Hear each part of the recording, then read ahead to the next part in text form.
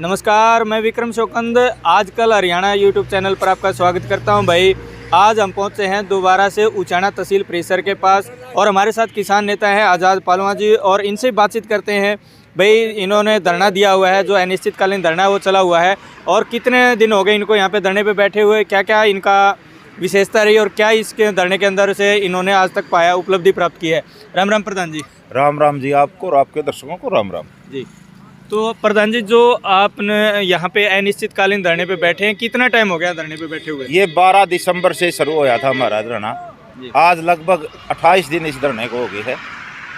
तो हमारी सामूहिक समस्याओं को लेकर, जो उचाना हल्के की समस्या है, जैसे हॉस्पिटल में डॉक्टर नहीं, तहसील में तहसीलदार नहीं, नहरों में पानी नहीं, मंडी के अंदर यूरिया खाद नहीं, विद्यार्थियों के लिए यहाँ पर कोई सरकारी कॉलेज नहीं, खिलाड़ियों के लिए खेल स्टेडियम नहीं, यात्रियों के लिए आपने देखा होगा बस स्टैंड तो है लेकिन वहाँ पर कोई सुविधा नहीं। तूड़ी के ट्रैक्टर सुविधा नहीं है। तूड़ी के ट्रैक्टर खड़े होते हैं और उसके अंदर वन विभाग ने लकड़ियाँ गेड़ रखी है, यानी कि उसको बस स्टैंड को कंडम घोषित कर रखा है।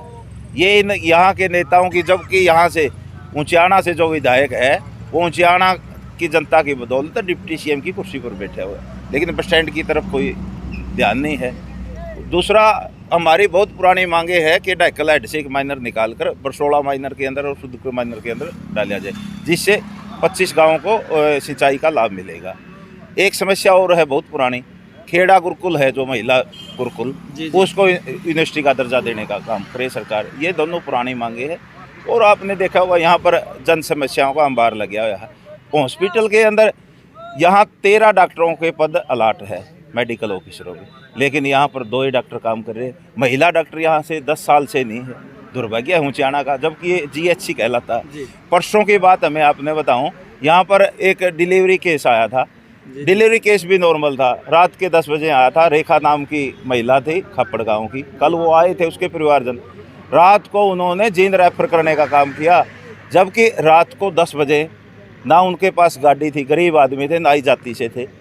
इन्होंने एम्बुलेंस का भी प्रबंध नहीं किया। वो मजबूरी में प्राइवेट हॉस्पिटल राजेंद्रा का लेके उनके कम से कम 16,000 रुपये खर्च हुए। अगर यहाँ पर सरकारी हॉस्पिटल में सुविधा होती, गरीब आदमी के 16,000 रुपये। प्रधान जी, बीच में टोकूंगा, क्या यहाँ पे जो सिविल हॉस्पिटल है, यहाँ पे प्रसव, ये जो प्रजनन की जो सुविधा है, जो यहाँ पे डिलीवरी का जो मैटर है जो आप बता रहे हैं, यहाँ पे वो सुविधा उपलब्ध नहीं है क्या? यहाँ पे इस तरह की कोई दिक्कत आती है रात में या दिन में, तो महिलाओं को प्रसव पीड़ा के तहत बाहर रेफर किया जाता है, या यहीं पे कोई नॉर्मल डिलीवरी भी करवाते हैं ये लोग? नॉर्मल डिलीवरी की भी सुविधा नहीं है। फिर जीएचसी किस नाम का? अगर नॉर्मल डिलीवरी की सुविधा होती तो वो जींद रेफर क्यों किया इन्होंने? ये एक्स पर्सन है, ये डिप्टी सीएम और यहाँ के सांसद है विजेंद्र सिंह, एक मुँह पर तमाचा है। ये मैं कहूँगा कि गरीब आदमी के जेब पर डकैती है। अगर यहाँ सुविधा होती तो उनके 16,000 रुपये थोड़े लगते, लेकिन ये लगाते नहीं। जबकि हम 28 दिन से इनकी छाती पे धरना दिए बैठे हैं। धरना भी किस बात से लग गया था? इसी बात से लग गया था कि तहसील में तहसीलदार नहीं था, लोग दुखी थे। हॉस्पिटल के अंदर हमारा धरना लगने से पहले 1 सप्ताह पहले एक यही केस था, डिलीवरी केस। एक महिला का डिलीवरी होनी थी, बच्चा आधा बाहर था आधा अंदर था, दिक्कत आ गई थी, नॉर्मल डिलीवरी नहीं थी। इन्होंने जींद का रेफर किया, तो उसका हमने ये देखा, हमारे नॉलेज में ये बात आई, तो हमने उसका ये महसूस किया भाई उस महिला को कितनी प्रसव पीड़ा हुई होगी जब यहाँ से वो जींद गई। लेकिन ये जो परसों वाला केस है, ये तो बिल्कुल नॉर्मल डिलीवरी थी। यहाँ से जाते 15 मिनट में उसके लड़की पैदा होगी, बच्चा पैदा हो गया। लेकिन मेरा स्वास्थ्य विभाग से भी और यहाँ के सांसद और विधायक से यही एक्स पर्सन है, भाई ये जवाब दे, वो 16,000 रुपये या स्वास्थ्य मंत्री देगा, या दुष्यंत चौटाला देगा, या विजेंद्र सिंह देगा, या सरकार देगी उस गरीब आदमी को, लेकिन कोई सुनाई नहीं कर रहा। तो जबकि हमें इतने दिन से यहाँ भाई बार बार इनको करके हमारी जन समस्याओं की तरफ ध्यान दे। हमने 1 तारीख की गुमशुदगी के इनके पोस्टर लगाए थे और 2 तारीख को गुमशुदगी की रिपोर्ट दर्ज कराने के बाद भी यही हालत है।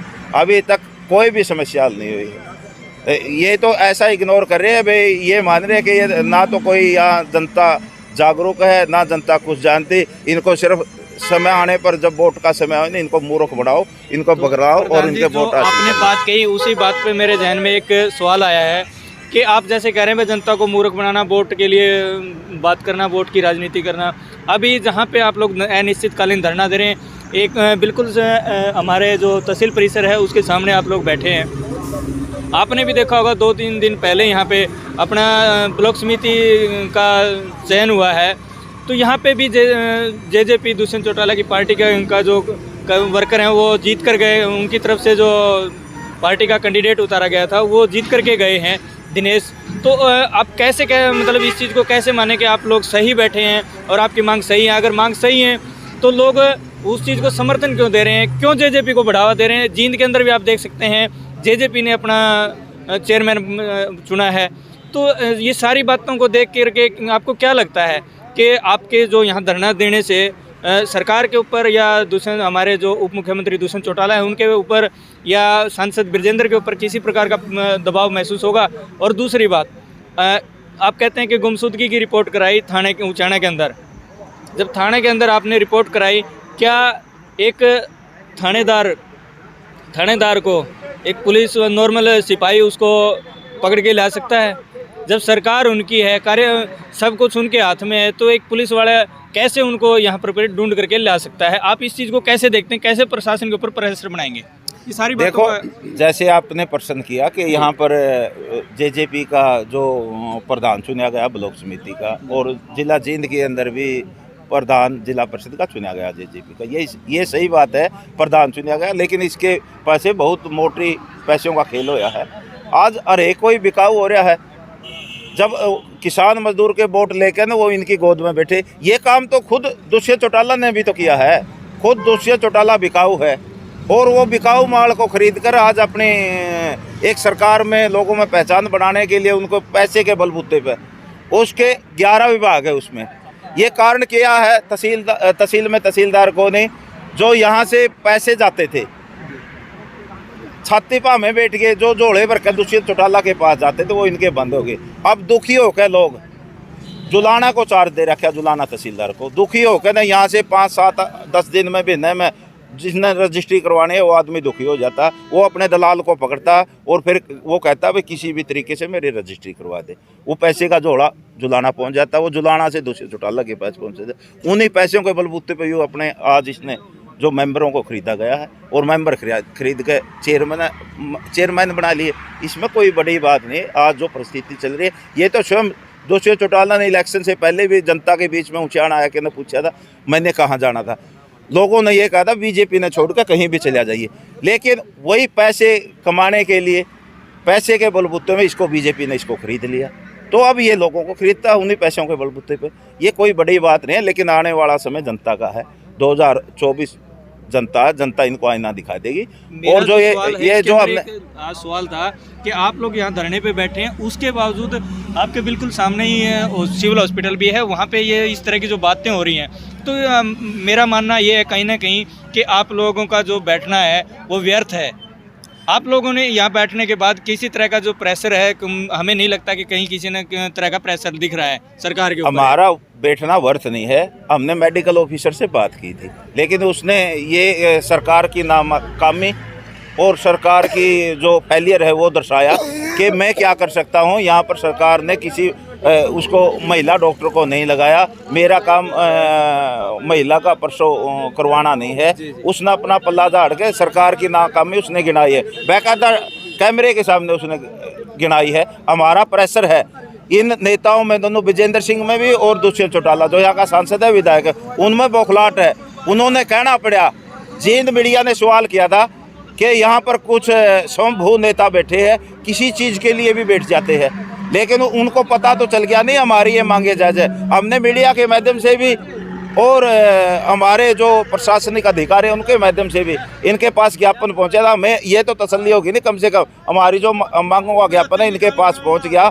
और जो हमने कमेंट करे थे, आज सोशल मीडिया का ज़माना, किसी ने भी हमारी इन मांग मुद्दों को सभी ने सही ठहराया है। किसी ने भी कोई कमेंट नहीं करा कि आप गलत बैठे हो। इसलिए हमारे मांग मुद्दे सही है और हम सही बैठे हैं, हम सही दिशा में चल रहे हैं। आने वाला समय 2024 में अगर इन्होंने सरकार ने हमारी कोई सुध नहीं ली, ना हमारी मांग पूरी करी, तो इनको आईना दिखाने का काम करेंगे, इनको मराने का काम करेंगे। तो अभी जो आप लोगों की आगे की रणनीति क्या है प्रधान जी? आगे की तो हमारी 12 तारीख को हमारा 1 महीना हो जाएगा पूरा।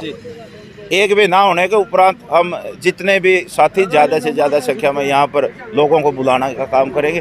उसके बाद हमारा बड़ा प्रोग्राम जींद जिले के अंदर 26 जनवरी को एक बहुत बड़ी किसान महापंचायत है, जिसमें जो संयुक्त किसान मोर्चा का आह्वान पर है, जो पीछे मुजफ्फरनगर हुई थी नहीं, उसका भी रिकॉर्ड तोड़ने का हम काम करेंगे। इसलिए हमने 26 तारीख की तैयारी के लिए हम गांव-गांव में हमारी यहाँ पर पूरी टीम बनकर गांव-गांव में हमने जाना शुरू कर दिया, लोगों को प्रेरित करना और जागरूक करना हमने शुरू कर दिया।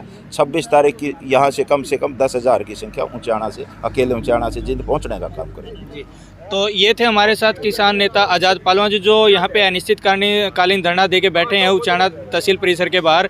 तो हमने इनसे जो आप लोगों के कमेंट से या जो आप लोगों के सवाल थे वो हमने इनके सामने रखे और इन्होंने अपना जो पक्ष है वो रखा है। तो भाई सारे भाई वीडियो ने ज़्यादा से ज़्यादा शेयर करें और अपनी अपनी राय ज़रूर दें, क्या ये जो इन्होंने कहा है या जो सरकार है वो कहीं किसकी फेलियर है और कौन सही है कौन गलत।